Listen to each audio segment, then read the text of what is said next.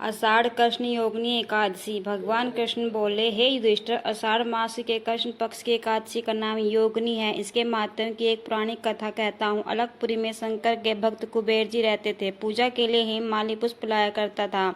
उसकी स्त्री अति सुंदर थी। उसका नाम विलाक्षी था। हेममाली एक दिन सरोवर से पुष्प तोड़कर घर आया। पत्नी की छवि देखकर कामुत्र हो गया। पूजा के फूल भूल गए। कुबेर भगवान भंडारी रास्ता देखते रह गए और माली के घर कोक शास्त्री की क्रीड़ाएं होने लगी।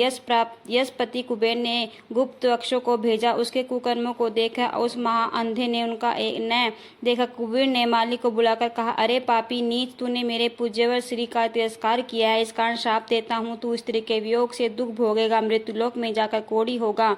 कुबेर के श्राप से वह माली पृथ्वी पर गिराया गया। स्त्री का वियोग हो गया। कोढ़ी भगवान कष्ट पाने लगा। शरीर से तो दुर्गंध आती थी, परंतु अंतःकरण उसका दर्पण के समान शुद्ध था। शंकर भक्ति के प्रभाव से उसे पिछले जन्म की स्मृति हुई।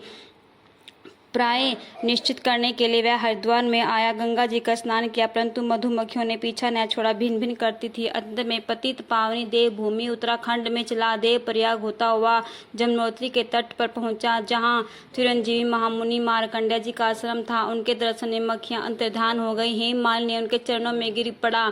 अपने अपराध की कथा सुनकर मुक्ति का उपाय पूछा। मार्कंडेय जी बोले, आप आषाढ़ मास के कृष्ण पक्ष एकादशी का व्रत विधि सहित करो, समस्त पापों का नाश हो जाएगा। अंत हेममालिनी ने मुनि की शिक्षा से योगिनी एकादशी का व्रत किया। इसके प्रभाव से अपने दिव्य स्वरूप को प्राप्त हुआ। जो फल 28,000 ऋषियों को भोजन खिलाने से मिलता है, वह इस महात्म्य को सुनने से मिलता है। तो देवयोगिनी एकादशी की कहानी जो भी कोई सुनता है, उसके सभी दुखों का निवारण होता है।